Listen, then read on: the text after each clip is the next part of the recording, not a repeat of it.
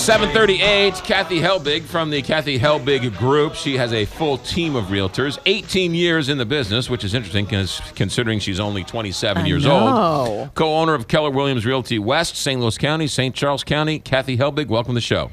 Thanks, guys. All right, who's blowing these real estate deals? Lots of people are blowing real estate deals right now. All right, what's going on? We are back to the days of multiple offers, competing for a house. And if you're lined up with somebody that does not know how to operate in that market, you're putting yourself at a disadvantage. Okay, so explain.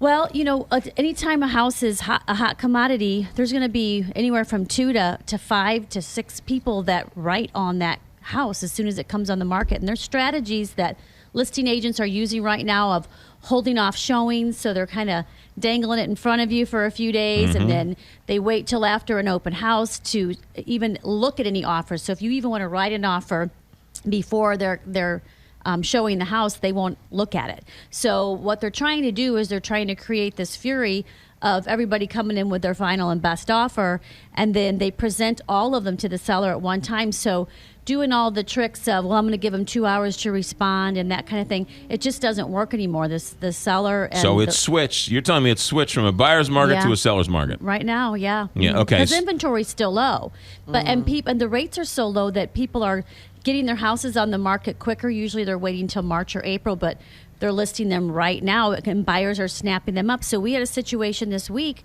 where there were multiple offers on a property, and because we knew certain things to do to manipulate the terms, because everybody just thinks it's about price, and it's not always about price. When there's 5 or 6 offers sitting in front of you, you can sit there and pick and choose what you want. And the seller is not necessarily going to counteroffer your offer. A lot of times people think, well, they'll counter back. No, they're going with somebody else. Because they have a better offer in hand, and it's a little sweeter. They'll take it sooner. They can let them stay in there 2 more months, or that they'll let me keep this. So that's the thing. Ask questions. Most people don't. A lot of real estate agents, when we have multiple offers come in, all of a sudden we'll just get an email that says, here's an offer. Like, no one's called us, no one's asked us anything. So on the flip side, when we're representing our buyers, I know I'm going to call that agent up and say, tell me anything that you can tell me. A lot of times they'll tell you everything. Oh, they're relocating. They need to be out by such and such a time. Like, what are the hot buttons for the seller? So ask those questions first, and then make your offer. And also, connect with that seller emotionally. Not just based on price. Tell them what you like about their house. Tell them a little bit about you. Anything that can give you an edge. So those letters still help, They do. If you got 5 people to pick from and you don't know any of them, and one of them gave you a letter, at least you've got some history there. It's not going to hurt. That's for sure. Of all the things you've talked about, I think that the agent's most important role is whether you're buying and you've got 3 or 4 houses to choose, and you can pick and choose, but now that the sellers are in more of the advantageous spot, whether you're selling your offer from the buyer or fielding offers as a seller, you have to figure out what's best. You sort of keep the buyer or the seller's heads clear so they can make the right decision for themselves. Exactly. And another problem with multiple offers is people get caught up in the fury of it and then get buyer's remorse later. So you've got to look at that too, and kind of try to strategize as to which one do you think is going to make it to the closing table. Sometimes the best terms isn't always the one that's your best offer. So are we seeing prices rise?